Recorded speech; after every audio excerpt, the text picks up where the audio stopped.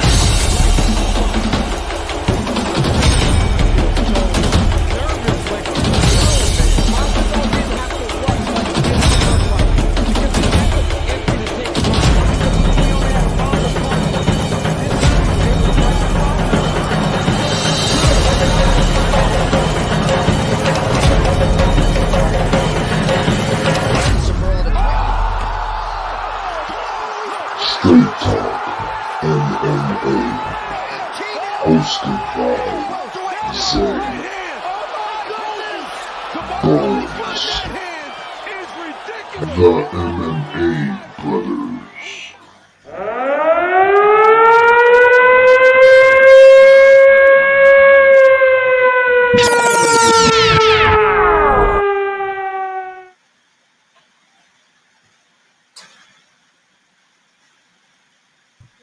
Yo, What's going on? What's going on?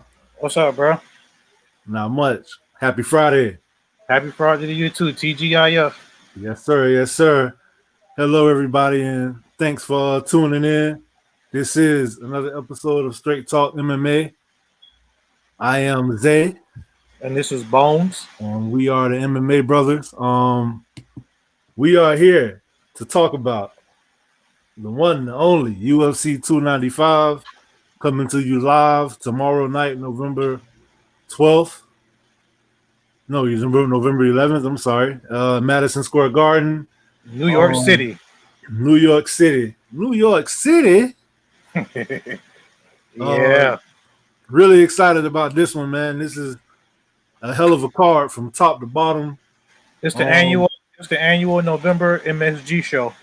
Yeah, man. I feel like Uncle Dana always look out for me around this time of the year. Looking at this card, it's one of those ones where like the matchmaking is just so even. You get what I'm saying? It's a lot of even matchups going throughout. A lot of these fights. Looking at the card beforehand, I'm looking at it like I don't know who I'm picking this fight. I don't know who I'm picking this fight. Damn, this fight can go either way. Yeah, a lot of fights. I still don't know what I'm gonna pick. I'm just gonna wait till we get there. And I just want to address the elephant in the room. We all know John Jones and Stipe not fighting, but nonetheless, let's talk about that for a while. You brought it up. Let's go ahead and just look, give the backstory to people in case they don't know. It isn't the superstar name value still because you don't have John Jones, and usually the non-casual fans will tune in. I'm sorry, for the casuals that didn't know, John Jones was supposed to be fighting Stipe Miocic. John Jones, I'm pretty sure everybody know, casual or not. Everybody look at him as the greatest to ever do it, and he was still active. He took like 3 years off to move up to heavyweight. He vacated his light heavyweight title, moved up to heavyweight, had a fight, if you want to call it that. No punches were thrown, no punches were landed. Submitted Cyril Gane in less than a minute, became the heavyweight champion, and he was getting set up to go against the heavyweight GOAT, Stipe Miocic, who's defended the title more than anybody ever as far as heavyweights go. And that was going to be a blockbuster event. Blockbuster fight, two of the biggest names in the sport. But nah, Trevor, no shots at superstar. Wait, no. I was kind of taking a shot at him when I said that. Oh, okay, I thought I was thinking about myself. But I was a little bit. So 3 weeks prior to the fight, John Jones completely tore his pectoral muscle off the bone, had to pull out of the fight. Sergey Pavlovich was the backup fighter.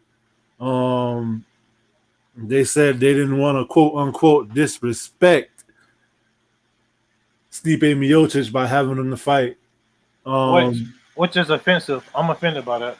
Because of the simple fact that they disrespected him plenty of times already. Dana didn't even put the belt around him one time when he defended it. But anyway, so they called up your boy Tom Aspinall, and now you got a fight for the interim heavyweight championship between two guys who I've been calling for this fight for a while.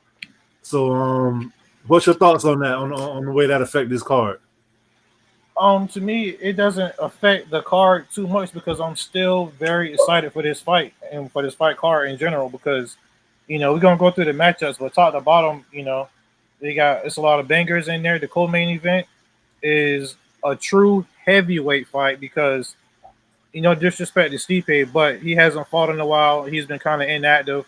You got a guy like Sergey Pavlovich who got, 4 straight KOs in the first round, and he's knocked out some pretty tough opponents. So, and then you got Tommy Aspinall. He's just been on a tear. 2 fights ago, he tore his ACL or MCL, I believe, against Curtis Blades.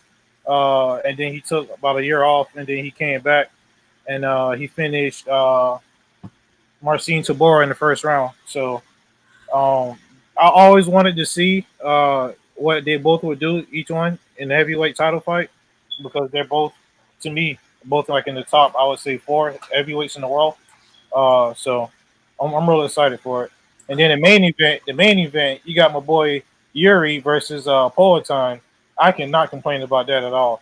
This is one of the best light heavyweight fights, most anticipated light heavyweight title fights that I had in a long time. What's up, Jay? What's up, Jay the Creator? What's going on? Yeah, man. I'm thanks for tuning in, by the way. But yeah, I'm really excited for this card. I feel like for the people who paid, they say the cheapest seat in the house was $900, right? Yeah. So I feel like for those people who paid for entry just to see, I want to see John Jones is maybe his last fight. I want to see Stipe is maybe his last fight. Yeah, it sucks for them real bad. But overall, I feel like you can't, like, there's no way, in my opinion, that this card cannot deliver. Yep. And so with that being said, we're going to go ahead and jump right into the first fight. We got Dennis the Great Bazooka versus Pretty Boy Jamal Emers. Dennis Bazooka is 11-3. He got 4 KOs, 1 submission. This is the second fight in the UFC. He did win a Contender Series fight. Had his first fight short notice against Sean Wilson in July. He lost that fight by decision. Jamal Emers, like I said, he's 19-7, 7 KOs, 3 submissions. He lost 2 of his last 3 though, including a first round sub to Pat Sabatini. So you got Dennis Bazooka is training out of Serra Longo with Matt Serra and Ray Longo. So it's kind of like a hometown fight for him. They're from Long Island. How you see this fight playing out? What you got for this fight? Even though Jamal Emers is favored, I feel like he's a little bit more well-rounded, but I gotta go with my hometown boy Dennis Bazooka. I feel like he's gonna be a little patient, and I feel like he'll find his shot, and I would say he'll get like a maybe second or third round TKO. Yeah, I think Dennis Bazooka should keep it on the feet, but I feel like it's in his DNA to kind of go for the takedowns. If you saw that fight against Sean Wilson, who like 30 feet tall, he would back Sean Wilson up against the cage, throwing combos and whatnot, and a few leg kicks. But then when he get him to the cage, he'll try to take him down. And he wasn't having the takedowns, but he kept trying and never really got him. I feel like with Jamal Emers, even if you take him down, he real good at scrambling, so he'll probably jump back up. Jamal Emers is kind of tricky on the feet, but I feel like this is a perfect way to start off the card. You got somebody who lost a debut versus somebody who lost 2 of their last 3. Pat Sabatini, like I said, got the first round sub on Jamal Emers. I think I'm gonna go with Dennis Bazooka too. I like him to win by decision. He just got to keep it on his feet. But as you see, I feel like you'll see going on a recurring theme in this on this card is that I feel like no matter who I pick to win, I could also see them losing. You feel me? Correct. So Jay said he got Emers. We gonna see. I feel like if you lose one more in devastating fashion, I don't know how many fights he got on his contract, but I don't know. It might be looking kind of sticky for him. But I do think Dennis Bazooka got a bright future though. I agree. Next up, we got the fearless Joshua Van versus El Gallo Negro, Kevin Boras. Joshua Van, he got 5 KOs, 2 subs. He's 8-1 total. I think his last win was versus how you know the Asian dude Zumagulov, yeah. I always get him mixed up with one of them other mauves. And Kevin Boras, he on a 4-fight streak, I believe. 8 KOs. And he got 5 first-round finishes. He's making his UFC debut. I don't know much about Boras, Joshua Van. I don't know too much about him either. I just seen him a little, like I've seen him before. So I'm just going in by default. But yeah, that's all I got to say about this. I don't really know too much about Kevin Boras, so I can't really say. I said, he's making his debut, so I mean, it's not really much. We haven't seen him. Well, I know I haven't seen him. I haven't been watching my LFAs and all that. So yeah, I'm gonna go with what I know. I'm gonna go with Joshua Van. Don't really got much to say with him because this is only his second fight. Well, I'm kind of surprised that this wasn't the first fight on the card. And I think they wanted to get a banger on the first fight. Get everybody to tune in. Yeah, and plus Ray Longo got 3 fighters, I think, on this card. So yeah, you're right. Probably trying to spread them out. Good point. Shout out to Ray Longo. Hopefully that helped do him justice. Yeah, he got the replacement. Yeah. Next up, we got the sexy Mexi, John Castaneda. No homo, that's what he called himself. He is 20-6 going up against Mr. Perfect, Kyung Ho Kang, who is 19-9. John Castaneda got 8 KOs, 6 subs, 7 finishes in the first round. Meanwhile, your boy Mr. Perfect over there got 2 KOs and 12 subs with 9 first-round finishes. So, with that being said, I can see this fight being finished. Castaneda won 2 of his last 3. He also has a TKO loss to Pat Sabatini. And his last win, I think, was a sub over Miles Johns. Mr. Perfect got a 3-fight win streak. And I think his last fight, he was subbed. No, he got a submission over Christian Quinones. I can see this fight being pretty competitive. I would go with Castaneda by decision. I can't see him knocking out Mr. Perfect, but I would just have to pick a decision. I feel like this fight is going to be they're both pretty evenly matched in my opinion. I feel like Castaneda is more well-rounded, and I feel like that shows in the 8 KO, 6 subs versus Kang having 12 subs and only 2 KOs. Yeah. So I feel like on paper, his path of least resistance will be to keep it standing. But I feel like he might try to test his grappling just to have that feather under his cap, and I honestly don't know who to pick in this fight. But I will tell you this, that I don't think it's going to go to a decision at all. I think somebody's going to get finished.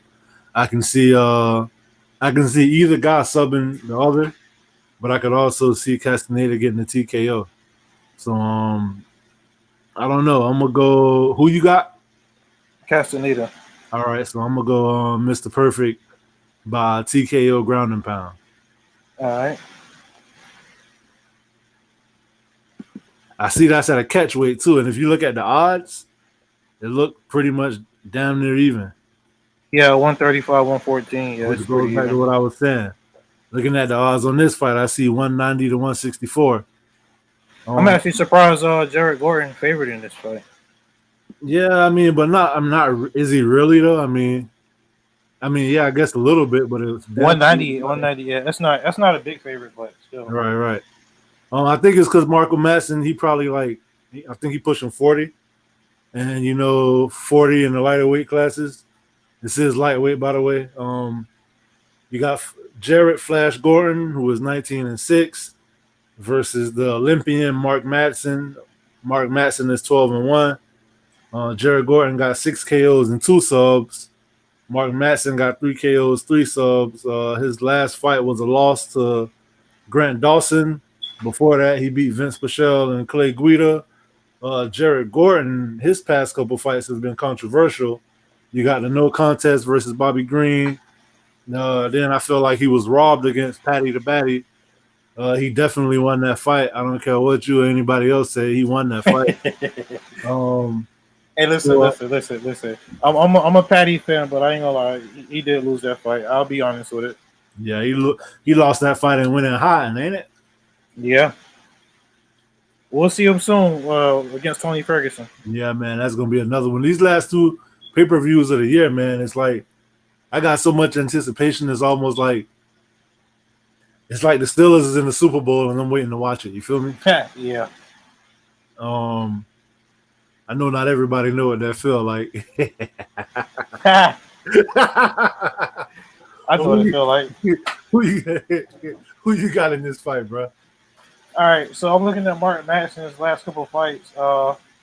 Like you said, he beat Austin Herbert, Clay Guida, Vince Pichel, and then he lost to Grant Dawson by a rear naked choke, which is surprising to me, kind of, because I see him as being a real good wrestler. He's the Olympian, I will have to go. I feel like Mark Madsen is going to do his best, and he will succeed to use his Olympic wrestling and try to ground Gordon out, and I think he's gonna grind out to a decision and get back on. Black say, yeah, he did. Talking about Patty, getting a gift wrap victory from the judges.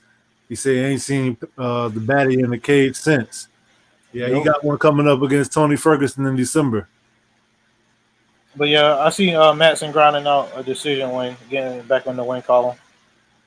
I see Jared Gordon grinding out a decision or getting a TKO for the simple fact that Mark Madsen is extremely one-dimensional, and that one dimension is wrestling, and he's not Khabib. I don't see Gordon getting a TKO. I can see him getting a TKO for the simple fact that I don't trust Mark Madsen's gas tank. Yeah, so I feel like he might grind him out in the first round. Half of the second round, he gonna probably hit that 7-minute wall and start gassing out, and then Jared Gordon gonna come on from there, and he might win a close decision because he lost the first round and a half. But in that second round and a half, I could see him doing a lot of damage. He might not even try to take it to the ground, and hence getting like a TKO. You get what I'm saying? Hey, if I'm Jared Gordon, I would do my best to definitely finish this fight after what happened in my last fight. Because I got robbed in my last fight. Yeah. So he definitely, I feel like he need to come out, on fire. You know what I mean? Which in turn can open up him for more takedowns. Which is why I feel like his best bet is to play it safe for the first 7 minutes, first round and a half, and then but at the same time, while you playing it safe, you kind of want Mark Madsen to be working. You know what I'm saying? You want him to be attempting to take down. And if he can take you down and you pop back up, I feel like that's even better, because if you notice, a lot of times I even heard wrestlers say that once they take you down, they need that little second to rest, because it's nothing more exhausting than up and down, taking the guy down and not keeping him there. You get what I'm saying? Yep, it's exhausting as hell. Well, that right there concludes the early prelims, and now we move into the regular prelims. Look at the odds on this fight. It's even closer. That's crazy. We got your boy, the Black Wolf, Nazim Sadikov, who coming Ray in. Longo. Yes, so Sarah Longo, another Sarah Longo protege, coming into this fight. 9-1, 6 KOs, 2 subs. He on a 2-fight win streak. His last W was against T-Rex Terrence McKinney. Was very impressive, by the way. Extremely impressive. And he's facing up against Slavaklaus, Vyacheslav Borchev, who has 6 KOs. He lost 2 of his last 3, though. He's training out of Team Alpha Male with Uriah Faber. They say he came to Uriah and was like, "Here, I'm from Russia. I don't speak no English, but I want to fight." And apparently he got a real good kickboxing background, but he had no wrestling. So Uriah was like, "All right, we're finna learn wrestling for 2 years," and now here he is. In this fight right here, I honestly don't know what's gonna happen. I feel like Nas is extremely well-rounded, but his grappling is key in this fight. I feel like Borchev has extremely crisp striking, and I can see Nas taking him down and probably trying to get a sub. I think. Yeah. When I really look at the, I don't think that the odds should be as close as they are. The more I think about it. Honestly, like you said, Borchev is a good kickboxer, so I feel like Sadikov best path to victory would be to take him down. If he wants to finish the fight, I see him finishing by submission, down by TKO or KO. I'm gonna go maybe 3rd round submission, maybe rear naked choke. Him beating Terrence McKinney, I put a lot of stock in that because T-Rex has since won 2, maybe 3, definitely these 2. He got 2 straight first round knockouts since then. And so Nazim, he was able to weather that storm. And I feel like if he can weather that storm, he'll be able to weather what Borchev throws at him. So I got him by maybe 3rd round submission, maybe like 2 minutes left. He's gonna have to systematically break him down, Yeah, and I feel like even if you try to wrestle him and can't get the takedown, just making him defend takedowns. I also see Slavaklaus just kind of you know how I always talk about when you're fighting a wrestler and you're a striker, it kind of freezes up your striking. Yep. I can kind of see that playing out in this fight. I want Nas to win just because I'm a big fan of Ray Longo and what they got going on in that gym. I know he trained with the best. He got Aljamain Sterling over there. You got Marab over there. Raging Al, even though he's not fighting, but he's still training over there. So I mean, I feel like it's a lot of. I mean, who better to learn under than Uriah Faber, especially when wrestling is your weakness. You get what I'm saying? So, I mean, it's gonna be interesting to see how it play out. I'm kind of excited for this fight because I feel like the sky's the limit for Nas. I feel like Borchev just signed the contract, so I feel like even if he took an L, but he has lost 2 of his last 3, it's gonna be interesting. But overall, I could see Sadikov winning by decision. All right.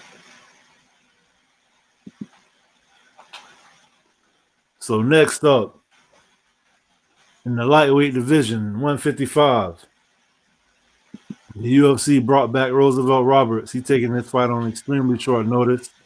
But we got Mataus Rebecky versus the Predator, Roosevelt Roberts.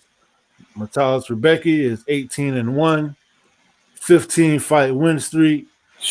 Yeah, we got 9 KOs, 6 subs, so he is a finisher. This is his 3rd fight in the UFC, and he's taking on Roosevelt Roberts, who's 12-4, 4 KOs, 5 submissions, 6 first-round finishes. He lost his last 3 though, including losses to Jim Miller and Ignacio Bahamondes. So I mean, even though he lost his last 3, those 2. Ignacio Bahamondes is future contender, I believe, and Jim Miller is just a living legend. So there's really no shame in losing those fights. Roosevelt Roberts is from Hollywood, Florida. So even though he took this fight on short notice, he's probably going to be outmatched, outskilled. I'm gonna pick Roosevelt Roberts just because he's basically a homer, and I'm also a big fan. You feel me? Also, he was on the Ultimate Fighter, right? Yeah, that's what I was just gonna say. He did pretty good on the Ultimate Fighter. Came runner up. Huh? Yeah. He was runner up. Yeah, came up short. Lost the semifinal match. He got finished. But yeah, I mean, I didn't even know he was on the card until 2 days ago. Yeah. I don't remember who he replacing. Hey, Xavier say homies first and last name start with the same letter. That consistency will help them win. Consistency is key. Hey, all right. So look, my brother said it best. Roosevelt Roberts is definitely outmatched in this fight. He's just by the matchup itself, he's already outmatched, and then he's coming and taking this fight on short notice. So it's really stacking the deck against him. But with that being said, I'm just picking with my heart here, and like my brother said, he is a hometown guy, so I'm gonna pick Roberts. If he win, he won't. I don't think he'll win by decision. It'll be probably by submission or something like that. Like a dart stroke or something. That's just that's how he do. So, I see him maybe I guess second round submission. With the upset, major upset. Bro, what's up? I don't know none of the names on this record, but 15 fight win streak, 9 KO, 6 subs. I know. I feel like they throwing him to the wolves. They just wanted to keep him on the card, and we're like, yeah, I'm pretty sure he getting paid though, and he got a UFC contract out of it because it's kind of like your boy that stepped up to fight. Bo Nickel in his last fight, Val Woodburn. Yeah, it's like everybody's gonna lose, but welcome to the UFC. Yeah, so we both picking with our heart here, picking Roosevelt Roberts. It probably ain't gonna go well for him. And that's probably the biggest odds on the whole card. Yeah, but if I was a gambling man and I could legally bet, that's calling my name when I look at it. Yeah, throw $5 or $10. You know what I'm saying? Keep it light. Yeah. All right, next up is the fight that I'm really looking forward to. Me too. You really looking forward to it? I already know we got opposite picks in this fight. Hey, I know who you picking, and you know who I'm picking. You know who I'm picking now because I said that. But we got the Baby Shark Tabatabai versus Lupi Godinez. Lupi Godinez, 11-3, 1 KO, 2 subs. She won 5 of her last 6. I think her only loss was to Angela Hill. And you got Tabatabai, who is 9-1. She got 3 subs. She on a 4-fight win streak. And I believe her last fight she won against Jillian Robertson. I think her most recent loss is to Manon Fiorot, who is like top of the division. So you got number 10 versus number 13. Now you see the numbers start to come into play as far as the rankings. The way I see this fight playing out is I feel like Lupi Godinez, her striking has improved. But, I mean, make no mistake about it. She's a grappler through and through. She's looking to take you down, ground and pound you. She don't got boring grappling either. She take you down, ground and pound you. I think Elise Reed probably still somewhere crying right now because she got her ass whooped. it ain't no way to technically break that fight down. She just got her ass whooped. Like she got beat up. And it looked like she got her arm broke twice. How she hung in there as long as she did, I have no idea. But I definitely think Tabatabai is a better grappler than Lupi, which is her strength. So that's why I feel like Tabatabai is going to win this fight. I also feel like she got some real nice judo throws. So I feel like that complements her jiu-jitsu. Um, I feel like not the Jillian Robertson fight. Maybe it was the Jessica Penne fight. They was in the clinch, and then Ricci kind of like did the little hip toss judo throw with the headlock, Yeah. and got her into like a arm bar, and it was over after that. Murder She Wrote. This definitely is going to be an entertaining fight. I feel like neither one of these girls like to be on their back foot. They both like to be going forward. I think Tabitha has the edge slightly in the striking, and I feel like she has the edge kind of significantly in grappling, especially as far as finishing on the ground. And I feel like that's Lupi's wheelhouse. So I feel like when her strength outspends the others, so I mean that's just how I see it going. I'm gonna pick Tabitha Ricci, probably by submission. Xavier says Lupi reps Mexico and is a Grosso homie. And as a Shevchenko fan, that's automatic. Ricci wins. There you go. And speaking of Grosso, and Lupi and Irene Aldana, they got their one of their main coaches who you always see in their corner fighting on this card too. So that's kind of cool. Ooh, I'm excited for this fight. Lupi Godinez is one of my favorite fighters. For clear reason, and also too, she's been on a good little win streak too. You know, her last fight was very impressive with Elise Reed. She won 5 over the last 6. Yeah, with rear naked choke. Emily Ducati, Cynthia Calvillo. You know, so she's been doing the thing. Her last loss was to Angela Hill, and that's nothing to sneeze at because Angela Hill's been kind of beating everybody these days except for Mackenzie Dern. But Lupi technically, I would say skill for skill, she is the less skilled fighter in this fight. But I feel like she's gonna dig deep and use that Mexican warrior spirit, and I feel like she's gonna pull out a decision. I don't see her finishing Tabitha Ricci because I do respect her a lot, Baby Shark. I do think that she has her standing will be better than Lupi.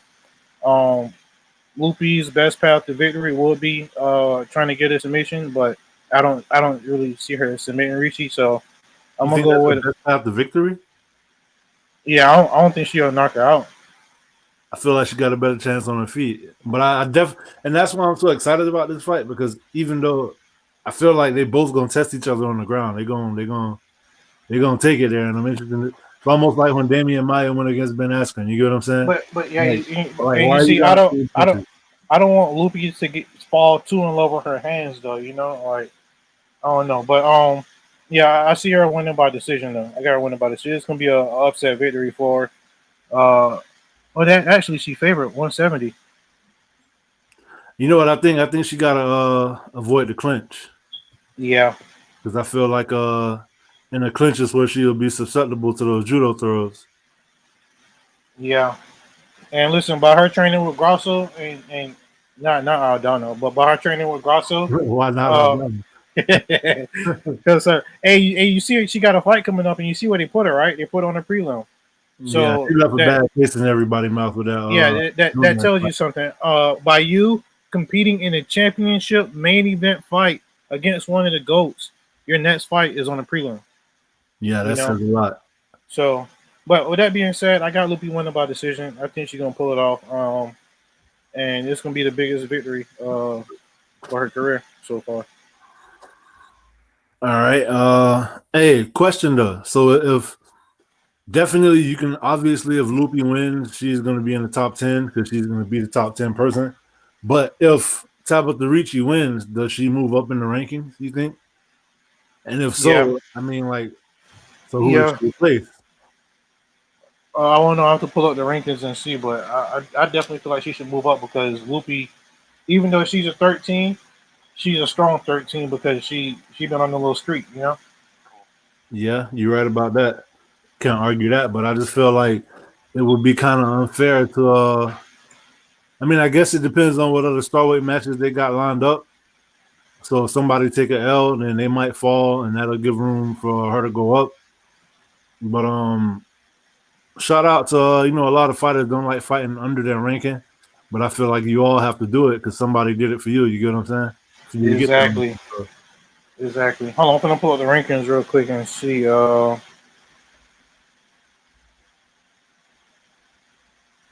right, so you got Pena ranked number 1, Pennington number 2, Caitlin Vieira number 3, Holly Holm number 4. No, strawweight. Strawweight. Oh, my bad. Carlo Esparza. Yeah, Carlo Esparza is number 1. Jan Shot. Jan Shot 9. Hey, I think Sabatini could get in the ring and beat Carlo Esparza tomorrow. But anyway, number 2 is Jan Shao 9. Number 3 is Tatiana Suarez. That's a monster right there. Yeah. Number 4 is Amanda Lemos. She just fought for the belt. Number 5 is Jessica and Josh. Number 6 is Vienna. Yeah. Vienna Jandiroba. Yeah. Number 7 is Mackenzie Dern. Number 8, Marina Rodriguez. Number 9, Luana Pinheiro. Number 10 is Tabatabai, and number 11 is Amanda Ribas. Okay, so I think what's going to happen is it's going to depend on what's going to happen in the fight later on in this card. Mackenzie Dern. Yep. And Bakhtiar going at it. Yeah, I'm excited for that one too. Next up, flyweight bout. You got Astro Boy Steve Erceg representing Australia versus Alessandro Costa, aka Nono. Astro Boy making his second appearance in the UFC. Costa is making his third appearance in the UFC. Astro Boy coming in with a record of 10-1. Nono has a record of 13-3. Steve Erceg 1 KO, 6 subs. Costa 3 KO, 6 subs, 8 first round finishes. So keep that in mind. His last loss was against Emir Albazi. His last fight was a win against Jimmy Flick, who he submitted. Astro Boy coming in on a 9-fight win streak.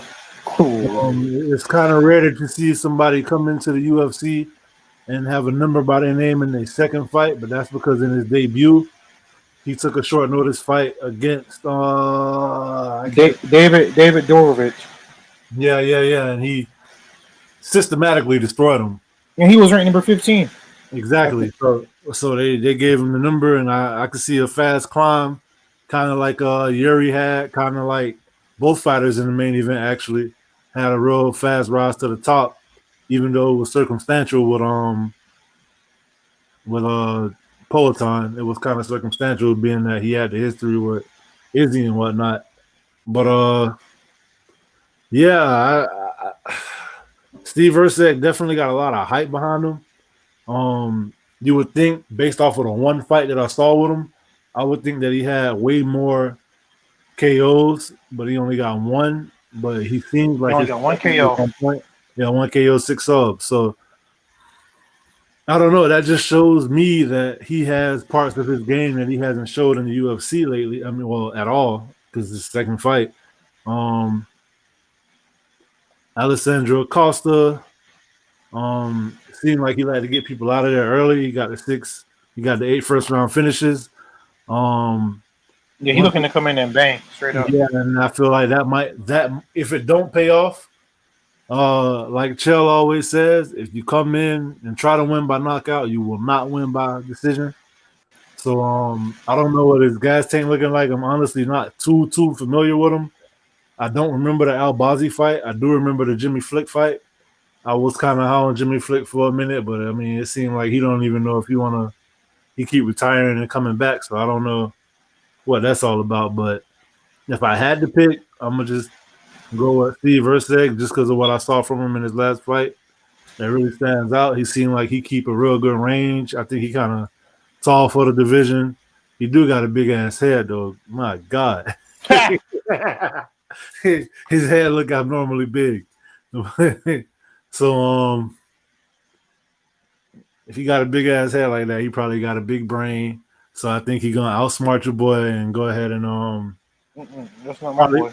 Probably get a probably win by some not submission. I was gonna probably win by decision. Bro, listen, this fight. And you see this fight don't got no odds.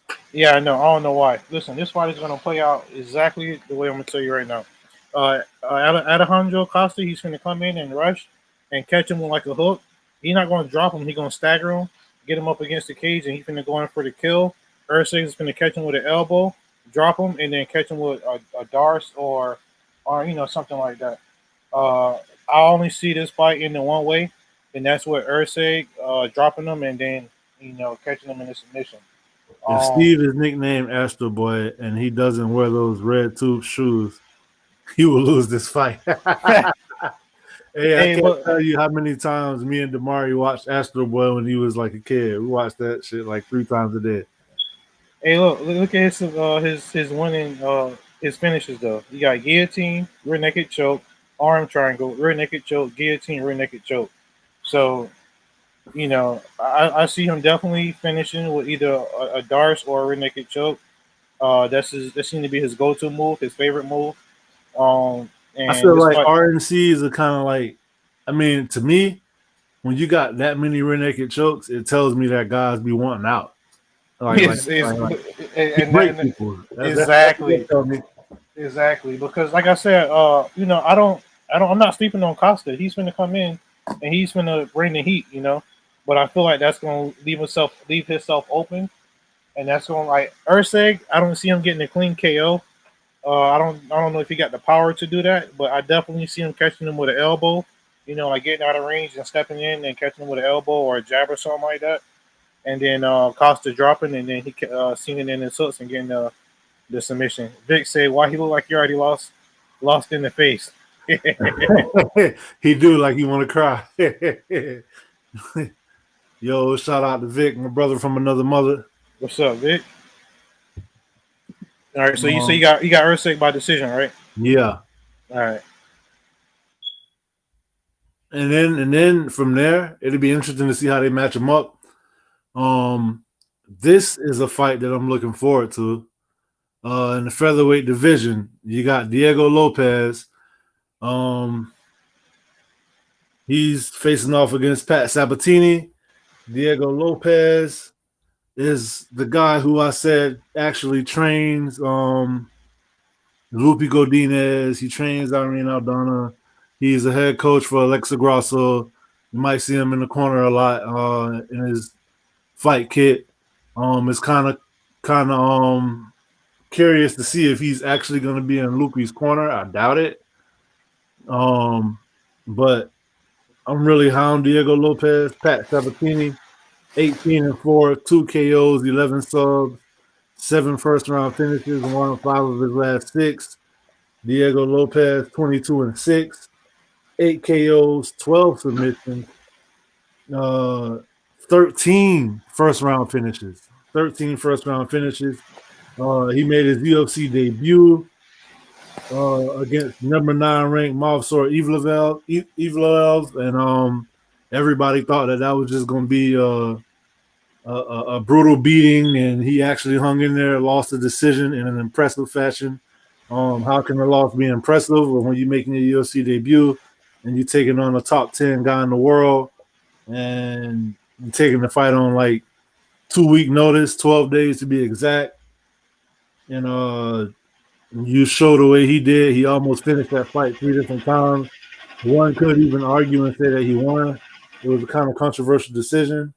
But then his next fight after that, like I said, when these guys do the UFC a favor and get that and jump in short notice, they get that contract. And so his very next fight, he finished Gavin Tucker in the first round with an armbar / triangle. Xavier Martinez say he coached the ops. That's crazy. Taking an L for that. Diego wins. Yeah, I think Diego wins too. The reason why is because Pat Sabatini is extremely one-dimensional. Yeah, y'all please do that. Make sure you hit that like button and show us some love over here. But hit the subscribe button too. Make sure you subscribe. Yeah, like and subscribe. It's a whole lot on the channel. Something on here for everybody. But Pat Sabatini, I feel like he's extremely one-dimensional. He does have 11 subs. Diego Lopez has 12 subs. I'm just real high on Diego Lopez, man. He impressed me from that first time I saw him. My boy Thinking Black was like, hey, make sure you do me a favor and keep reminding me about this guy, because he saw that first fight too, and he was highly impressed. And so he wanted me to, hey, make sure you let me know every time this guy fight. Well, here you go again, Diego Lopez. I feel like after this fight, they should give him a top 10, a top 10 opponent, no, top 15, I should say, opponent. But I really feel like I see him fighting for the belt in the future. Yes, I do too. Wait, how did you say? I know you said you got to win. How did you say you got him winning the fight?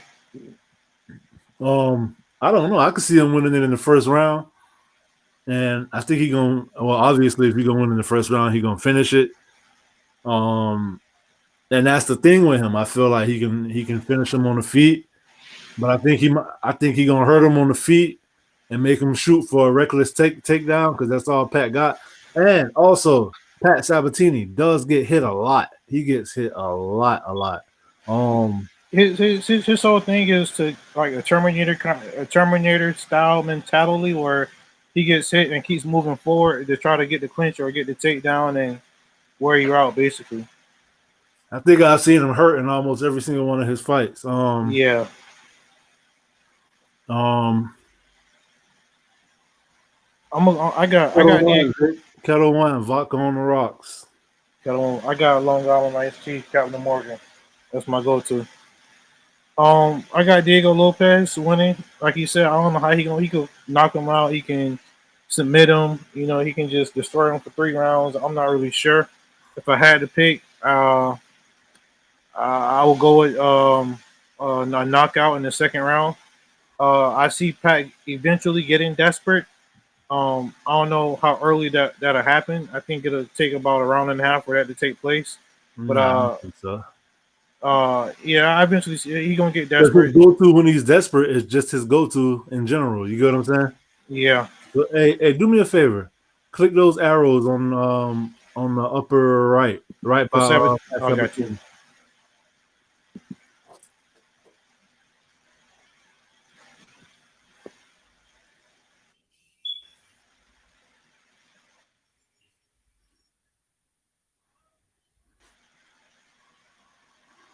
Okay, never mind. I was thinking that that must be for this fight stats, but I wanted to see his It's probably not there because the fight didn't happen. I wanted to see his strikes absorbed versus strikes landed per minute and whatnot, but it's not on there.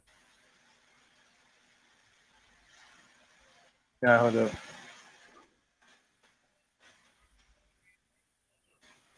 Don't worry about it. We can keep it moving. All right. Anything else you want to add on that fight? Nah, I'm ready to get to the next fight. Hey, but you see, that's like 3-4 fights in a row. We're not even on the main card yet. Yeah. Like, what's going on, man? Hey, if you are a UFC fan and if you're a casual fan, you need to be tuned in. If you aren't a fan and you're interested, this is the card to watch. That might get you hooked. If you are a fan and you're not tuned in, then shame on you. This fight, a lightweight bout. You got the steamroller, Matt Frevola, versus the God of War, Benoit Saint-Denis. Matt Frevola is 11-3-1. He won 3 of his last 4, including a knockout over Drew Dober. He has 4 KOs, 3 submissions, 6 first-round finishes. Benoit Saint-Denis, 12-1, 3 KOs, 9 subs, 6 first-round finishes. Again, he's on a 4-fight win streak. Benoit Saint-Denis is developing this nickname that people call him Seek and Destroy. Because yeah, you're right, Vic. They do stack these MSG cards. Kind of make you wonder what they're gonna do for 300. Because if it's gonna be better than this, they probably gonna add 3 title fights or something like that. Thinking Black say Dana need to pay y'all for the promo y'all just cut. Appreciate that. Appreciate that. Hit him up. I know you got him in your contacts. Uncle Dana. Vic, that's a fight I'm looking forward to. I feel like he already did this for me just because he knows it's my B-Day weekend. So you're like, you know what? Let me go ahead and look out for nephew Zay and just give him a good birthday card. It never fails. So yeah, I think you need developing. I wasn't really too impressed with 200, Vic. Like I don't know, like I felt like it didn't live up to expectation. I was upset because again, John Jones pulled out of that fight. And you had Cormier versus Silva. That was and Silva is not a light heavyweight. Like even though he fought there a couple of times, and then Frankie Edgar, that fight was not. It didn't live up to expectation to me. The Mark Hunt versus Brock Lesnar. That was a disappointment to me. Was that the same card where Amanda Nunes beat up Misha Tate? Yeah, that was exciting. I forgot. For UFC 300, it'll be Brock Lesnar versus a literal bear for the BMF title. Book it, Dana. Hey, Brock Lesnar could be on all the juice in the world. He gonna win that one by 100 was fire. Yeah, 100 was fire. Yeah, that was good.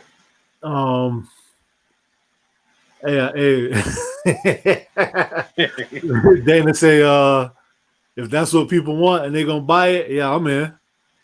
Like, yeah, I don't like my fighters to box, but if it's gonna bring me millions of dollars, go ahead, do it.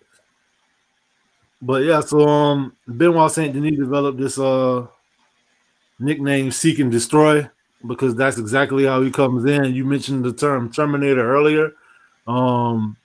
This is one guy who I definitely see as a Terminator.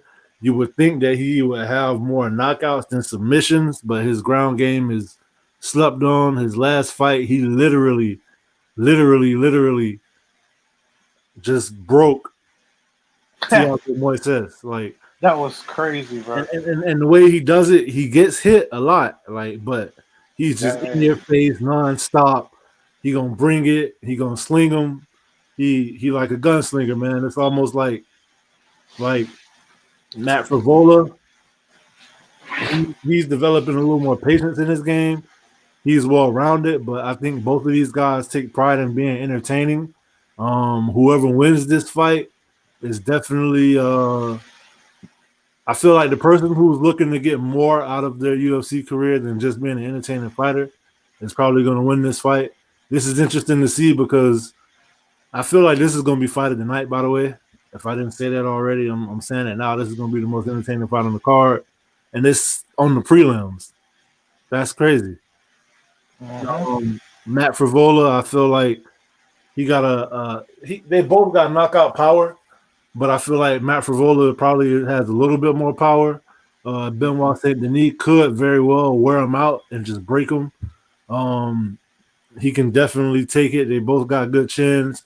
Never seen Saint-Denis finish before. He was a Green Beret for France. Definitely got that dog in him.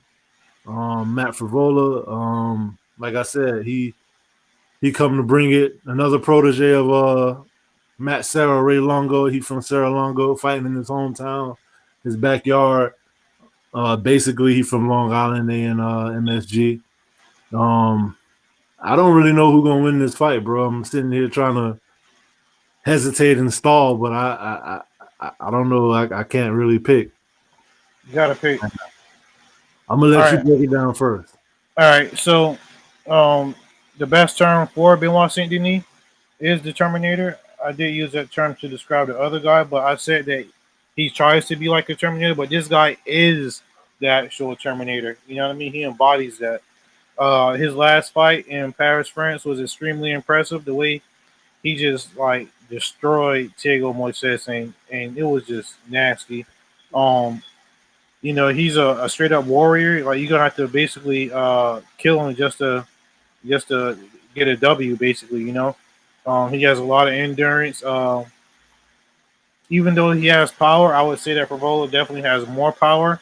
Frevola is coming off of 3 consecutive first-round KO, TKO finishes over Genaro Valdez, Otman Azaitar, and Drew Dober, which is very impressive in his last fight.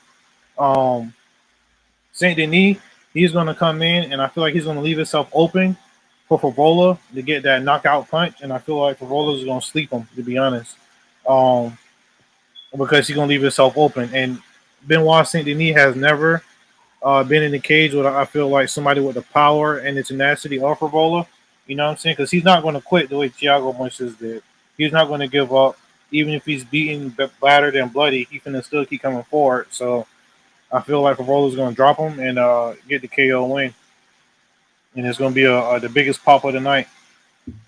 You know what? You sold me on that. Yeah, because if you notice, in his last fight, Thiago was catching him with some punches, but he was just eating. Yeah, he was just eating them. You know what I mean? But you can't all his fights. It's crazy. But you can't do that against Frevola though. You can't eat those punches, bro. If he slept Drew Dober, then I don't see Saint Denis eating those either. You know.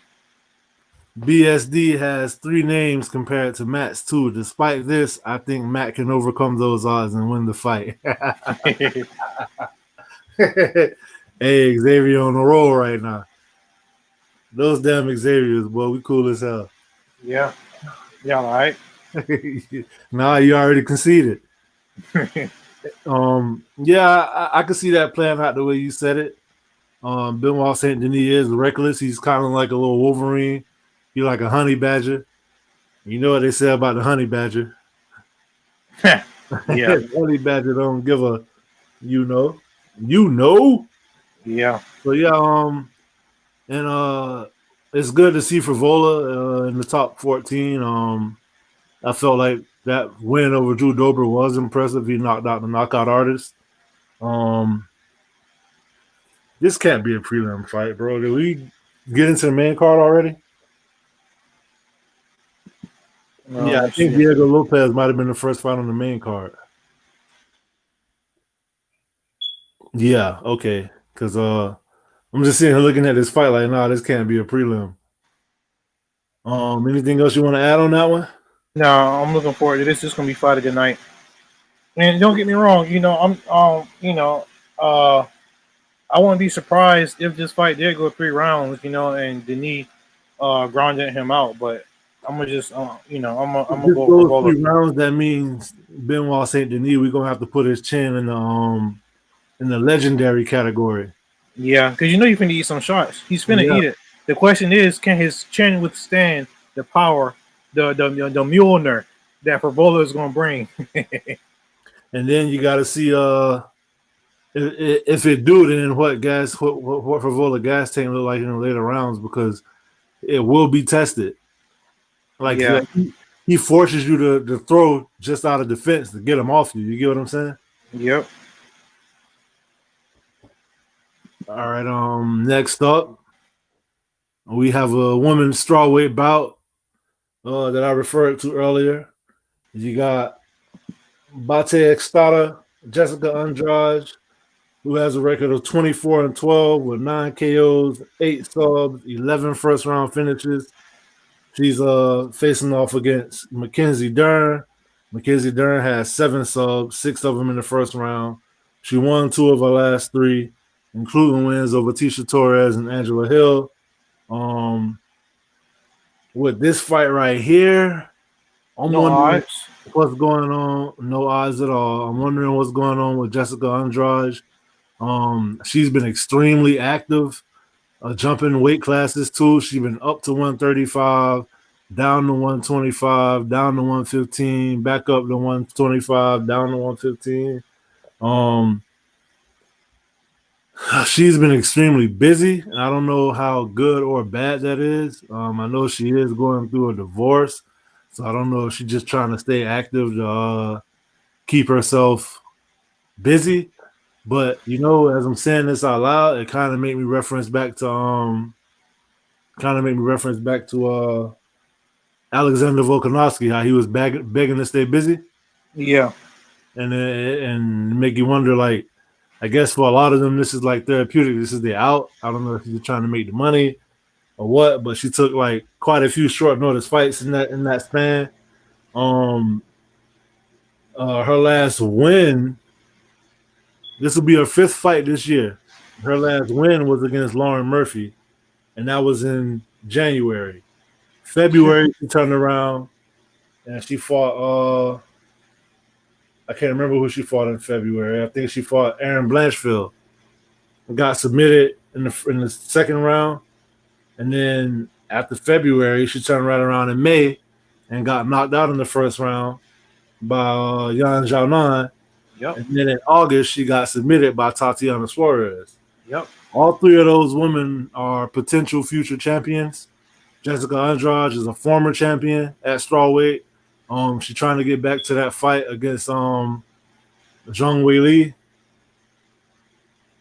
I don't know. She's been really active. I don't know if that's going to take a toll on her. Mackenzie Dern, on the other hand, they've been trying to put that promotional hype train behind her for the past like 2 or 3 years. I feel like her game hasn't really evolved when it comes to the striking.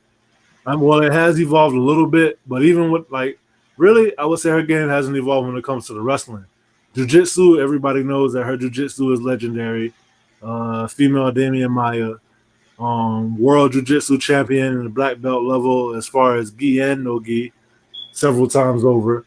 But I feel like her problem is the wrestling. Like, she's not that good at getting takedowns to utilize her jiu-jitsu. And then when she has the jiu-jitsu, when she has you on the ground, she'll surf for submissions, but she won't really incorporate ground and pound, which kind of helps open up submissions. So, again, like, this is just my white belt opinion. You get what I'm saying? Yeah. Vic say, put me in there. I want to fight Andrade. All right, now. Hey, be careful what you ask for. She say she a banghead chick. She'll take your cookies. Hey, that's one female that I wouldn't be anxious to fight. I wouldn't be itching to fight her. So yeah, man. She kind of remind me of a female version of the axe murderer Vanderlei Silva. Yeah. Especially the way she throw those looping hooks. I do feel like her ground game is a little underrated, but at the same time, we have seen in person when she can be crucifixed and controlled on the ground. Yep. We saw Valentina Shevchenko do it. And that was one of the most fun nights of my life right there. Yeah, me too. But I don't know. I can see Mackenzie Dern getting the sub. But the thing is, I feel like she has to be all the way in or all the way out. They say first round knockout, her arms too short. She ain't.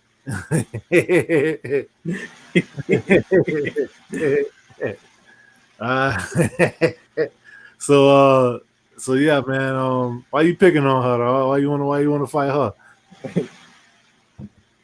Yeah, I can see Mackenzie getting the sub in this fight. But like I was saying, when she go for her takedowns, I feel like she be off balance, and sometimes she end up on the ground. So I don't know if she closed that gap as far as that goes, but if she can win this fight, I would say probably 2 more get her the title shot. And even though Jessica Andrade, she pretty much this is her 5th fight of the year. She's lost 3 of her last 4, and the beating she put on Lauren Murphy was exceptional. Legendary. It was beautiful. In a 3-round fight, she broke a record for most significant strikes landed. I can see her knocking out Mackenzie Dern, but I feel like if she does it, it'll probably have to be a little early. She does have power, so Mackenzie Dern will have to. He said she almost ended my girl's career. He talking about Rose. Yeah, that was scary.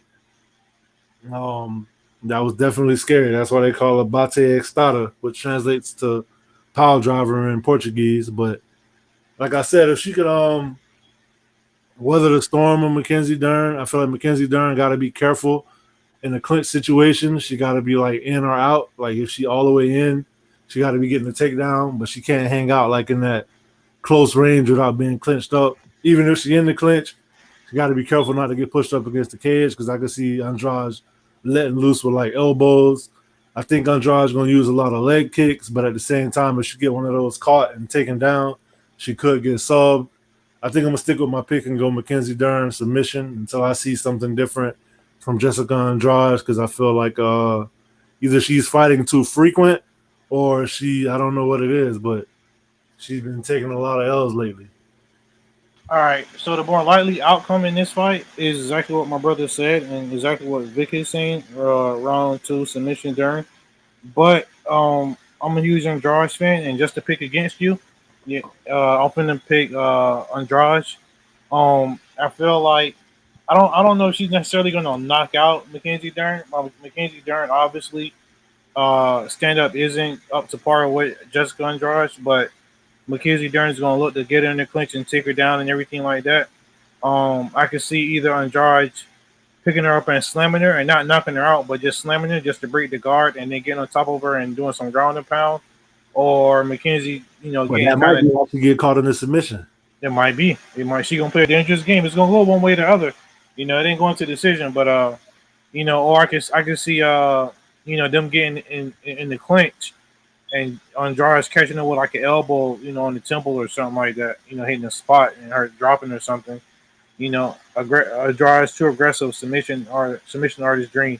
Yeah, it is, but I'm gonna just pick with my heart here and I'm gonna go with Andrade. I feel like she's gonna stifle the Dern hype train. And that was in reference to that comment when you say it is. Yeah. Yeah, submission artist dream. Andrade's too aggressive. Yeah. Hey, never forget Jessica Andrade last year, towards the end of the year, submitted Amanda Lemos with a standing arm triangle. Be realistic, Bones. Yeah, like I said, the more likely outcome is for her to get submitted. But I'm gonna pick up my heart here and see if she's gonna get either. I'm gonna say she's gonna beat her for 3 rounds, not Lauren Murphy style, but she's gonna beat her for 3 rounds and get a decision win. Hey, So I feel like either one of these girls win this fight and one more, and they getting close to the title picture. I feel like the strawweight division has built up really nicely and is getting kind of log jammed, getting kind of stacked, and I like that because you can think of at least 3 people off the top of your head who can fight for that title right now. You got Yan Xiaonan, who they need to go ahead and make that fight in China and give Tatiana Suarez the winner. And then in the meantime, if they want Tatiana Suarez to stay busy while they make that fight, if they don't give Tatiana the title fight, I would say give Tatiana the winner of this fight. And let them go ahead and scrap that out unless they're gonna let Tatiana fight the Cookie Monster, Carla Esparza. How is Carla Esparza ranked number 1, number 2? She lost the belt and ain't fought since. That's why. I want to change my pick. I got Andrade winning by TKO 2nd round. You see that, Vic? He did that just to be an asshole. You trying to go against the big bros? Yeah. Like I said, you got Yan Xiaonan. I feel like should get the next title shot. And then the winner of that should fight Tatiana Suarez. And then Mackenzie Dern, if she win this fight, she could fight Carla Esparza. That'd be a good one. That's a good matchup. Like their styles play out really good against each other. Yeah. It'd be another fight where it's like jiu-jitsu versus wrestling. Don't even throw no punches. Let's just see what it is on the ground. Yep. Okay, here we go. Co-main event of the evening. A lot of people are sad, upset, feelings hurt, all that good stuff, disappointed, heartbroken because they're not getting John Jones versus Stipe Miocic. That fight has 2 of the most legendary names in the sport, let alone 2 of the greatest, Stipe definitely the greatest heavyweight of all time. Still not really sure what John Jones looked like at heavyweight because we haven't seen him really fight, like in a competitive fight. Yeah. Big meaty men slapping meat. Oh boy. So but I feel like that fight between Jones and Miocic, there's a lot of nostalgia involved with it as far as like the historical meaning that fight would have had. That would have been one of those fights that's like you're gonna talk about it 10 years from that point. But as far as for the future of the heavyweight division, this fight is a fight that had to happen, and this fight is more so. It has more meaning as far as meritocracy and what's going to happen next, because exactly Stipe and John Jones, they was probably both going to retire after that fight. Definitely Stipe, 90% John Jones. Whereas this right here is like two bulls going at it, both going to be around for a while. Both. Let me just say this: between the co-main and the main event together, 56 knockouts between those four fighters.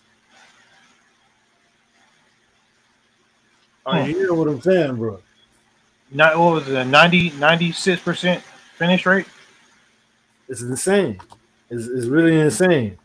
You got all business here, no need for nicknames because neither one of them have them. You got Sergey Pavlovich, 18-1, Tom Aspinall, 13-3. Sergey Pavlovich, 6-fight win streak. His only loss was in 2018 in his UFC debut against Alistair Overeem. Hey, bro, can I just read off the names real quick? Let me say this first. 18-1, 6-fight win streak, 15 KOs, 15 in the first round. Oh my god. Tom Aspinall, 10 KOs, 3 subs, 12 in the first round. Do your thing. All right. So out of 19 fights, this guy has only 3 fights that have went out of the first round. Out of 19 fights, only 3 fights have made it out of the first round. All right. So after he made his UFC debut, he lost against Alistair Overeem, and then he proceeded to beat Marcelo Golm, first round knockout. Maurice Green, first round knockout. Shamil Abdurakhmanov, first round knockout. Derek Lewis, the Black Beast, first round knockout. Ty Bam Bam Tuivasa, first round knockout, 54 seconds. Derek Lewis, 55 seconds. And then his last fight, Curtis Blades, 3 minutes, knockout, first round. So, you don't get paid by the hour at all. He come in there. 6 knockouts, all under 6 minutes combined. Oh, that's insane. Oh, man, that's insane. Tommy Aspinall, 13 wins, 3 losses, 10 KOs, 3 subs, 12 of them in the first round. So out of his 13 wins, he got 12 of them out of there in the first round. The only second round one was to my boy Drago, Alexander Volkov. He subbed him in his. No, maybe it was if it wasn't him, it was the pit bull, Andre Arlovsky. That was it. Yep. Right? Yep, that's it right there. Okay. His one of those 3 losses, he won 6 of his last 7. But one of those losses was because he tore his ACL, MCL. He got an injury off of a kick that he threw. Fight was over right then. These guys ain't getting paid by the hour. Tom Aspinall definitely took this fight. Xavier said shortest fight on the card. He did destroy him. Definitely did. Shortest fight on the card. I agree with that. Tom Aspinall took this fight on 3-week notice. Sergey Pavlovich is definitely been waiting for this. He was the backup fighter in case something happened to Stipe or John Jones. It actually paid off. So he steps in with a full training camp. Aspinall, I would definitely say, is the more well-rounded fighter. He does not move like a heavyweight. He has like a lot of skills as far as the grappling goes. He's extremely well rounded. Sergey Pavlovich, everybody knows what he is. He's coming in. He's a hitman, coming in, knocking you out, going home. I feel like Tom Aspinall can win this fight. I'm gonna lean Sergey Pavlovich just because of the short notice, but I will say this: Aspinall is quicker. He got better footwork. A lot of those guys that Pavlovich knocked out are kind of like tailor-made to his style because they kind of like those plotting heavyweights who gonna stand there in the pocket with you. Tom Aspinall, he likes to stand in the pocket. He likes to fight fire with fire, but this ain't where you do that. He can stand in the pocket a little bit, but I don't know. I feel like it's kind of like he got to be in and out. You feel me? Because Pavlovich like to he don't mind eating them. He got a hell of a chin, and he'll eat one the throw one, and usually one is all it take. His punches do come kind of wide. He is extremely fast. I mean, like he's faster than you would think. He definitely has a long reach. I think he got an 84-inch reach, which is like John Jones level reach. It don't look like it because he's so stocky, but I feel like Tom Aspinall can get in the pocket with him, but he can't be in there for too long. He got to be like he got to be like Tua when that pocket closes and get the hell out of there because you don't want to get hit. You get what I'm saying? Like NFL quarterback when that pocket like you can be in the pocket, but don't spend too much time there. I see him trying to use a lot of jabs. He got to try to use his kicking game, and he definitely gonna have to try to clinch him up. I can see him trying to clinch him up to wear him out. I do kind of worry because he took this fight on short notice that he might just try to go for it, and I don't think that's how you want to fight Sergey at all. A lot of people I hear are picking Sergey Pavlovich. We had to bring up Tua and the Finns, only for negative reasons. Because your boy Sergey can starch Tom Aspinall, have him throwing up the west side.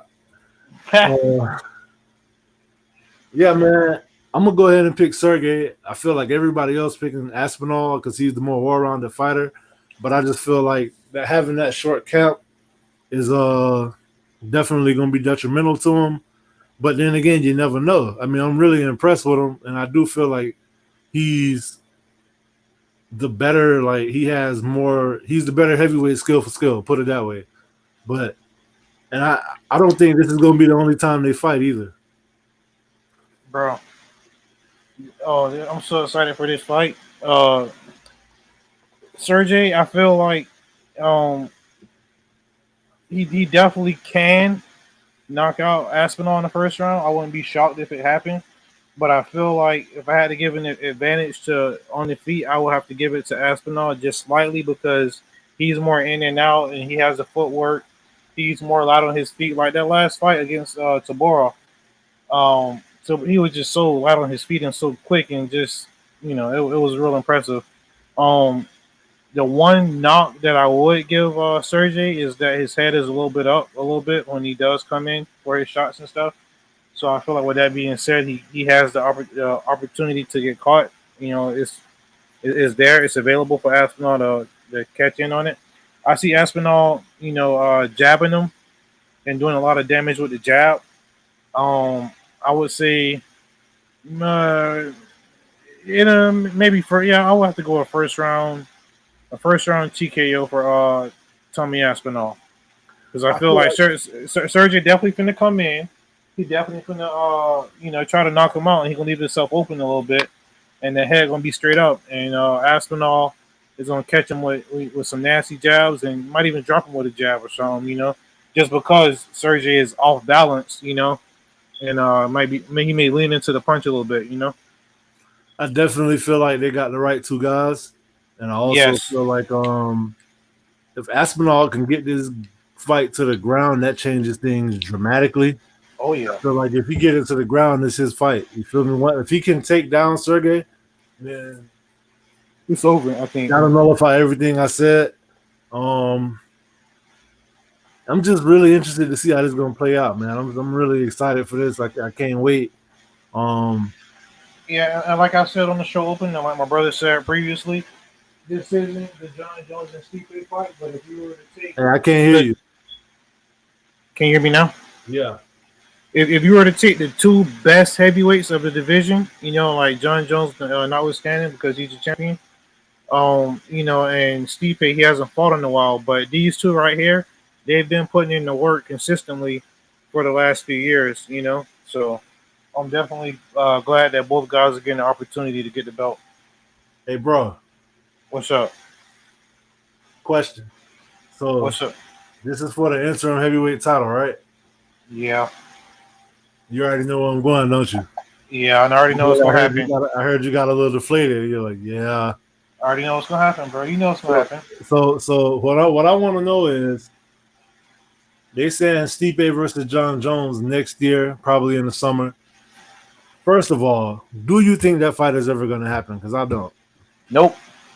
Okay, second of all, Stipe, all right, it's unwritten rule that the rules of engagement are whoever's the interim champ fights the undisputed champ when they first come back. He's pretty much like the number one contender, right? Correct. Okay, so they stand Stipe versus John Jones for the undisputed belt next year. So what does this do to the heavyweight division, in your opinion? Because it stifles it because the UFC is trying to money grab and get the big fight when really you got it right here in front of you. The winner of this fight should fight John Jones. I'm sorry, Stipe. I know it sucks. You know what I'm saying? It's unfair in your opinion, but it's just the way it got to go because the heavyweight division, man, you're going to hold it up even more because these two guys right here are fighting for the interim belt. The winner of this fight is going to be the interim champion. The winner of that fight, the interim champion should fight the undisputed champion to make it, or they should fight the current champion to make it an undisputed championship. You know what I mean? right. Because, but no, they're going to want to do that Stipe and John Jones fight. So I don't like it. Okay, so if they do that in this next year, then so what? Does the winner of this fight just sit on ice until then? Or do they defend the interim belt? No, they're going to have them sit on ice and then fight the winner of the Jones and Stipe fight, which I don't like. For a whole year? Politics, man. Because I feel like they're going to need title fights, especially with 300 coming up. Yeah, they got other divisions. They'll scramble up some title fights. Yeah, but they just announced like 4 of them already, so they'll make it work, bro. So they're going to take one champion and they're going to all Joe, and then somebody going to defend it. Just like look at Volkanovski, he just defended his belt. Well, he just fought for a belt, and he's going to turn around in February and defend his belt again. So just like you got Volkanovski, you're gonna have another champion that's willing to just fight. You know what I'm saying? So Victor Morales said, I wonder what's going to be on 300. Well, I can tell you right now. McGregor Chandler? Yeah, they talking about McGregor Chandler for that. And they trying to a rumor that I heard, don't know how true it is. But they got Sean Strickland versus my birthday card, January 20th. They got Sean Strickland versus Dricus du Plessis in January. And a rumor that I heard, I think Uncle Chell put it out there. Shout out to Chell Stone and the bad guy. But if BDP wins that fight, they're gonna try to entice Adesanya to come back to be on 300 because they say they feel like he feels like he could entice them with the fact of being a main event over Conor McGregor because nobody's ever done that before. And Izzy be chasing history and whatnot. Yeah. I don't know. I don't think Conor wins a fight ever again, to be honest. If he does, it's against Chandler, and then that's his last fight. I don't want to see Conor fight, to be honest with you. But if he do fight, I like him to beat Chandler, though. You like him to beat God. You know why? Because there's only one Conor McGregor. NFL MVP being brought up. Ain't nobody talking about CJ Stroud. NFL MVP. No. You said something about an MVP, bro? Nah, not NFL MVP. I don't know. Chandler brings the best fights out of fighters. Yeah, he does. He does. Hey, but real quick, so this is what I see.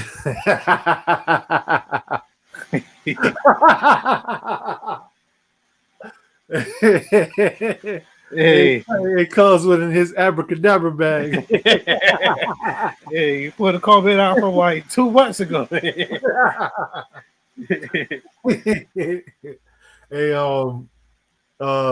man, this is a whole other show, but I think your boy lost like 5 fumbles this year already.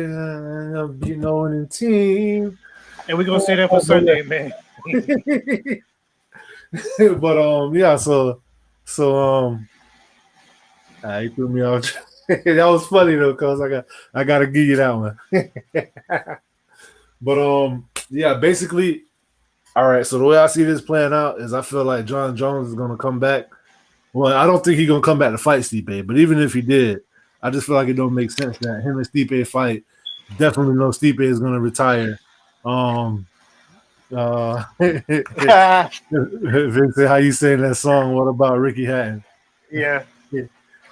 I feel like, and then that just leaves the interim champ in a pickle, because it's like, and I guarantee you, they're gonna, whoever the interim champ is, they're gonna get him to defend it. They're gonna get him to defend the interim belt, and it's just gonna be a whole weird thing.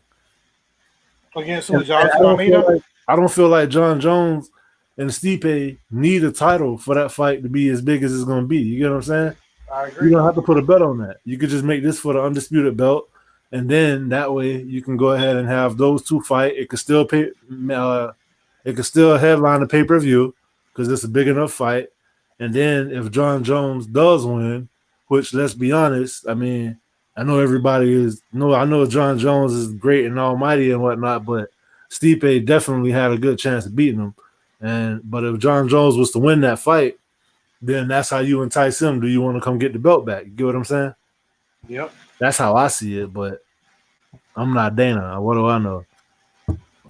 All right, so last but not least, in the main event of the evening, for the lightweight championship, the undisputed lightweight championship, which Jamal Hill is currently in possession of that belt, but due to injury, once this fight starts, he will no longer be champ. Vic said, I'm gonna predict it now. Prochazka by knockout, and him and Jones gonna be a good fight. I don't really see John Jones coming back down to light heavy. No. But that prediction ain't really a bad prediction. You got Yuri Prochazka, 29-3-1, 13 fight win streak, 25 knockouts, 23 first round finishes. 23 first round finishes, bro. Say that one more time. Yuri Prochazka, 29-3-1, 13 fight win streak, 25 knockouts, 23 in the first round, 23 first round finishes. Insane. And then you got Poatan, Alex Pereira, 8-2, 6 KOs, 3 of them in the first round.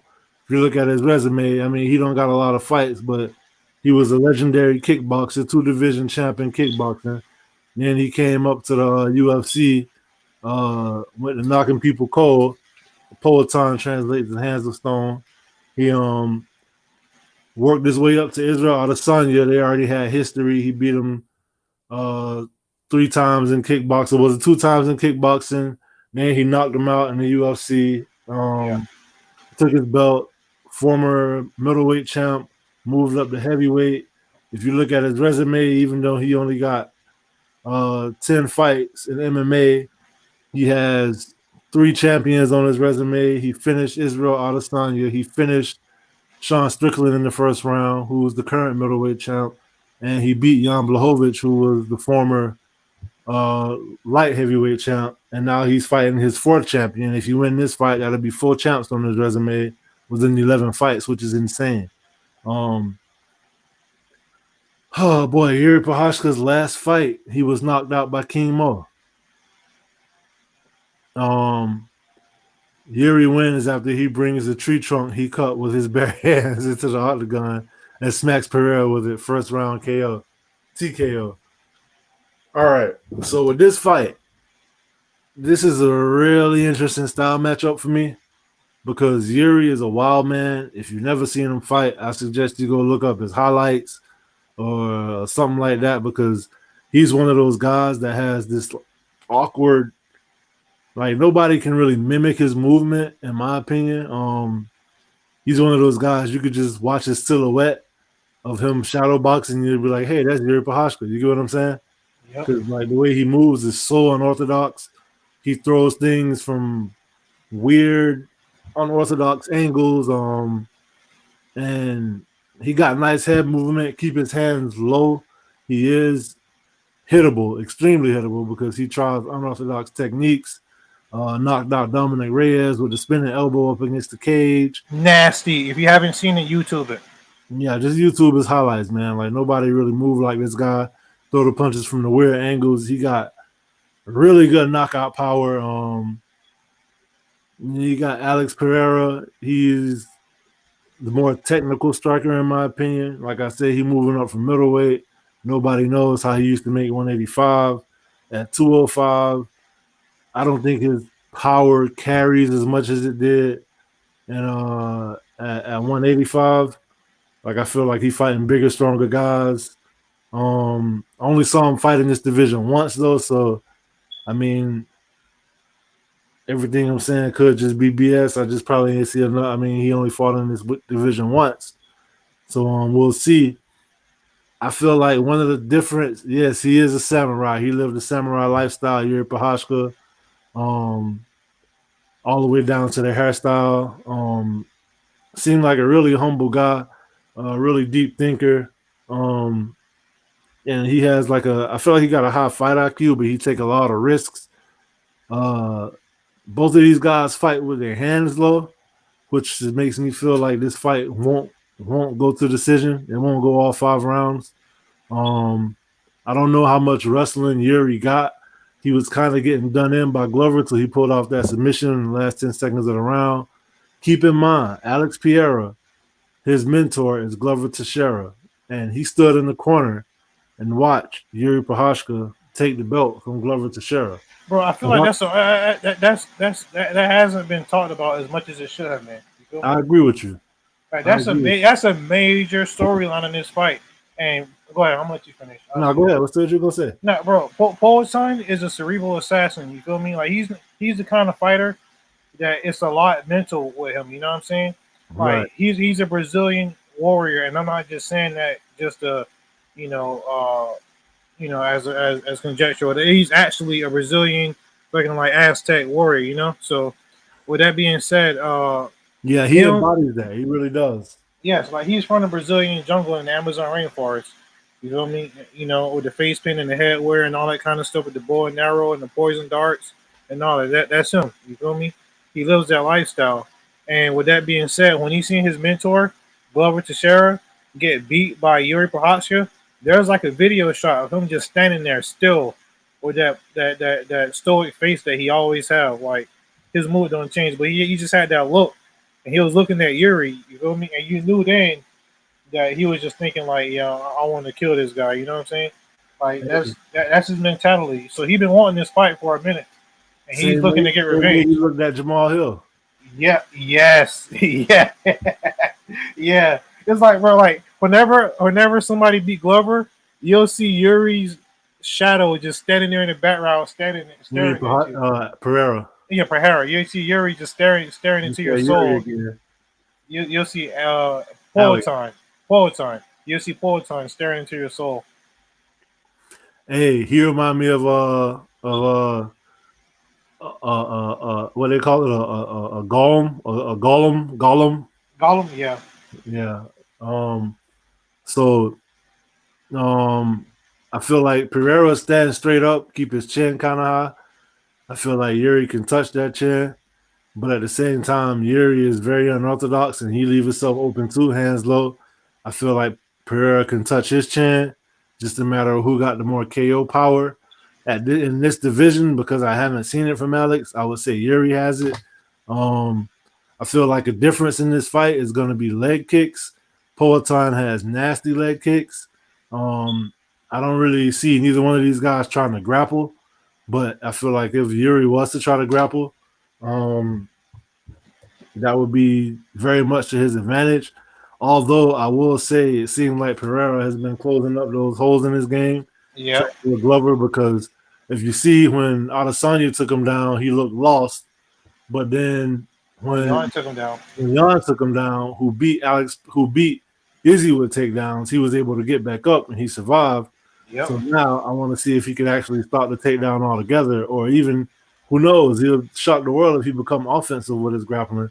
But up until right now, I had Yuri Prochazka going into this fight, but I'm switching my pick. I'm taking Alex Pereira. I feel like I feel like he's just more smooth, more technical, I should say, on the feet. And I feel like that technique is going to be the key to him winning.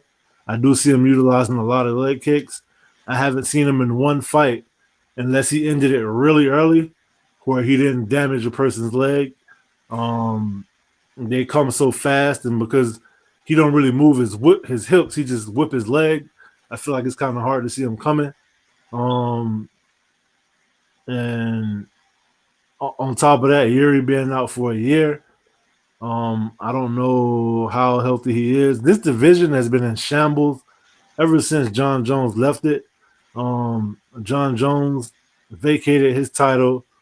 It seemed like it was like he put it down first on the division. Yeah, Yuri Prochazka took it from Glover.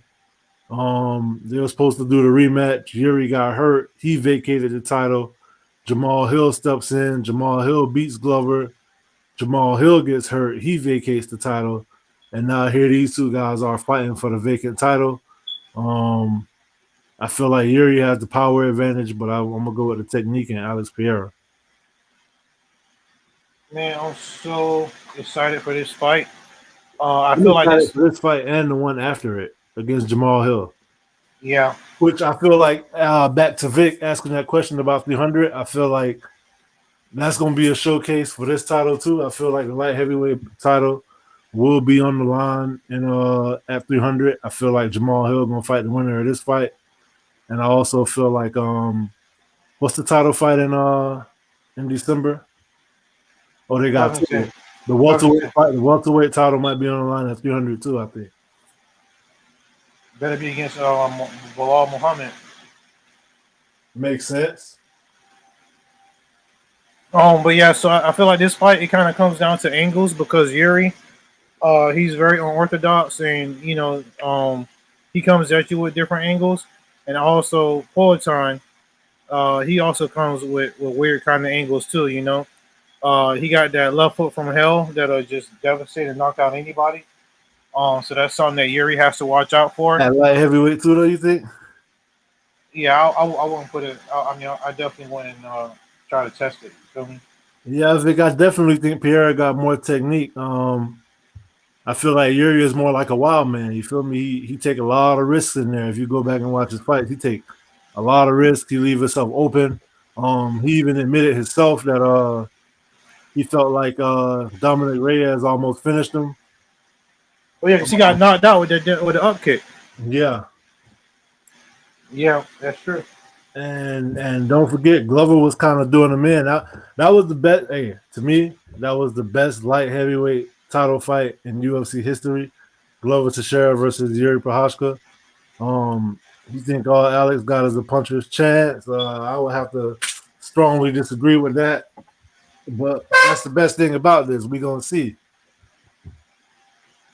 Yeah. I feel like Yuri will be wise to utilize some of his takedown and ground game. I don't think he will. I think that if you did take him down, you will be able to stall him out for a little bit because I don't think Poatan would. I mean, yeah, he did look pretty good. I don't know if he'll get immediately right back up, but if I had to, or I do have to choose, I want to pick Yuri to win this fight by, I would say, like fourth round TKO or something like that. Because I only see this fight going to a decision. Me either. As soon as Alex moved up to light heavyweight, the missus was like, "Oh, I want to see him fight Yuri Prochazka." Then it was like, "Oh, he gonna fight Jan Blachowicz in the winter fight Yuri," and she was pulling for him just for that because she wanted this fight. This is definitely one of the best fights they could have made in this division. This is like a dream card, man. Like, yeah, this is one of the best light heavyweight fights, most anticipated light heavyweight fights since John Jones and Cormier for me. Hey, he said we're gonna see the Dolphins do better than Pittsburgh this week. Hey, you know, for all of the hate that come my way from Dolphins fans, it lets me know that I do my job very well. Yeah. But yeah, the Dolphins will not take an L this week. They will not be the team over 500 either, but they got a bye week. So actually, if the Steelers beat the Packers, then we will have the same record. And we have beat winning teams this year, even though our offense struggles. It's a whole thing, man. Hey Vic, you gotta tune in to the show that Trevor does on Sunday after the Dolphins games. Everybody come on and speak their piece about their team. Nah, I'm gonna keep him in the cave for now. But Sundays, man, you gotta tune in. Subscribe to the channel. Tomlin do stay winning, man. I think that's the X factor right now on our team. Tune in on Sundays. He usually do a recap of the Dolphins games, and if you got another team, I shouldn't be telling y'all this because y'all all Dolphin fans. Y'all don't want y'all ganging up on me, but bump it, bring the smoke. I can dish it out. I can take it. But yeah, every Sunday after the Dolphins games, he usually tune in. You subscribe, you'll get the alert. It'd be fun to be like an open panel. Come up here, talk your trash about your team, or talk your distaste for your team at the moment, depending on how they Sunday fare. But it's always So the last couple weeks I've been coming up here all sad because my Buccaneers ain't been winning. So I take it either way, win, lose, or draw. I show up. Yeah, I had a lot going on last Sunday. Even though we won, I still didn't. We won and the Dolphins lost, so I wanted to be here. But yeah, I had a lot going on. I couldn't even make it. But yeah, it's always a fun time. I did listen to it. It was pretty cool, bro. I know you was upset. Down CJ Stroud. Yeah, he did it to us too. Carved us up like a turkey on Thanksgiving. But yeah, overall, what you looking forward to the most with this the fact that Bucks are positive? Bro, the crazy thing is our defense is what's losing games, man. It's not even Baker. But I don't want to talk about the Bucks right now. I say that for Sunday. What I'm looking forward to the most on this card, I'm looking forward to crowning a new light heavyweight champion between Poatan and Yuri.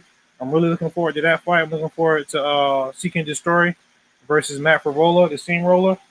I'm looking forward to somebody getting an MSG pop, whether it be Nadim Sadikov or Frevola or Dennis Bazooka or somebody like that. I'm looking forward to hearing the Ray Longo corner, punch a hole in his chest, yeah, something like that. So I'm looking forward to that. The heavyweight fight, I'm really looking forward to. Who gonna get fight bonuses? All right, so fight of the night. Tell me this. I want the fight bonuses. I want one thing that's definitely gonna happen and one thing that can't possibly happen. All right, fight bonus is fight of the night. Benoit Saint-Denis and Matt Frevola. Knockout of the night will come probably with the might be Frevola. Might be for no, it can't be Frevola. I would say it might be either Andrade or the heavyweight fight, something like that. Submission of the night. That could go to Mackenzie Dern if she do beat Andrade. I'm waiting on you, man. I'm waiting on you, cuz I'm not doing the show this weekend because of the bye. Maybe I'll beat Zay's ass in Madden. Maybe you will, maybe you won't.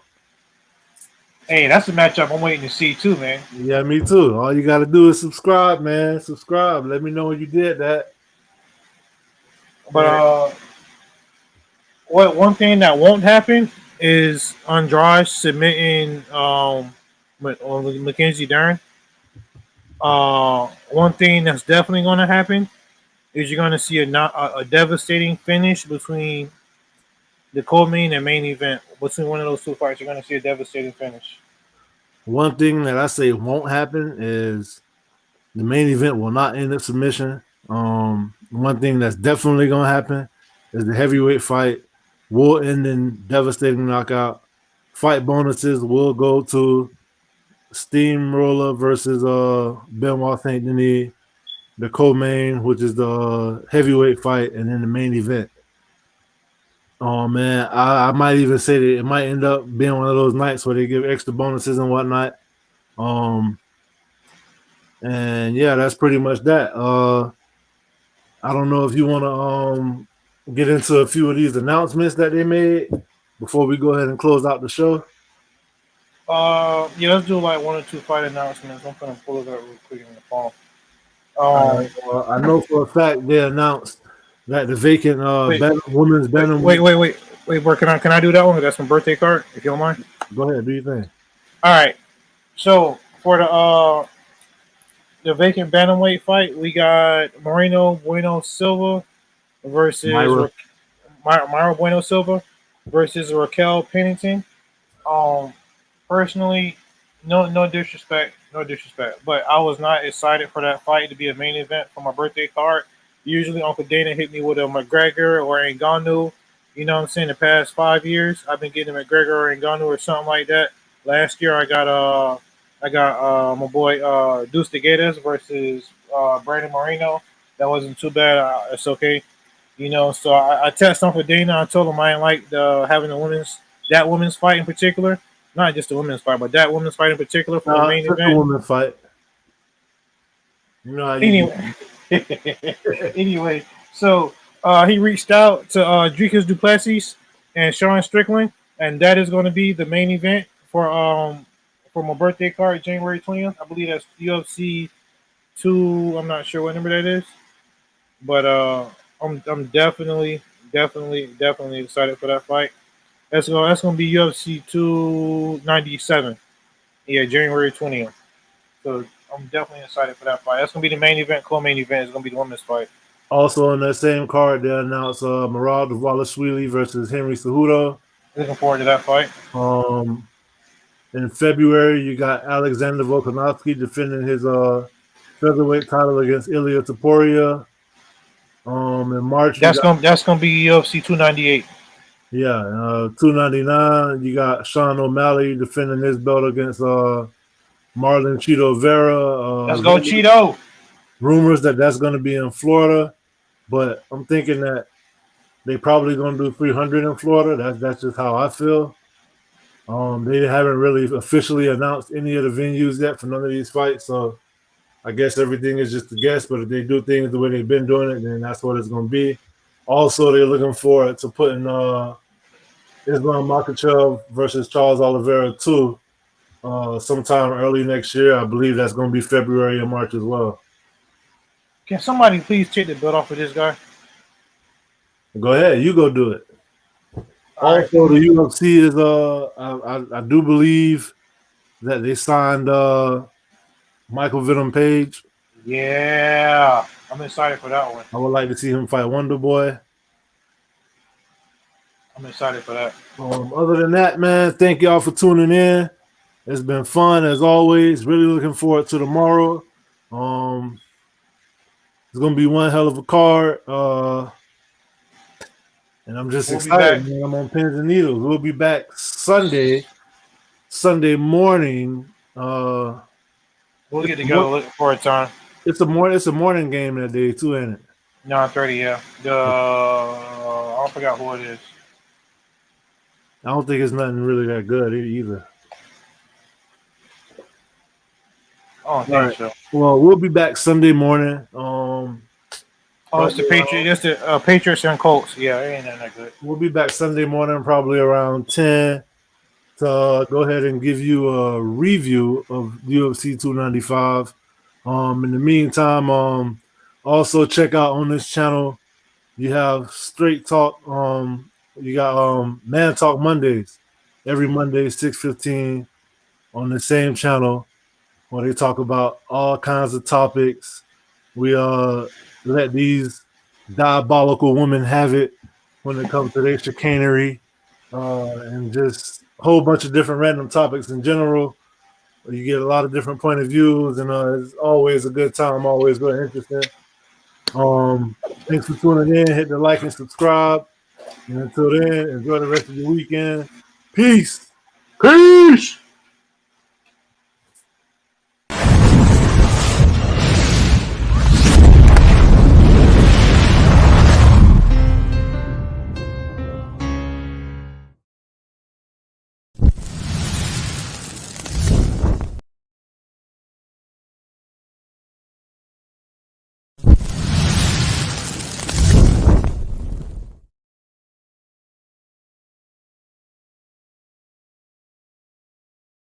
If you want to be the best, you got to beat the best, and the best is blessed, baby. All right, gentlemen, we've been over the rules.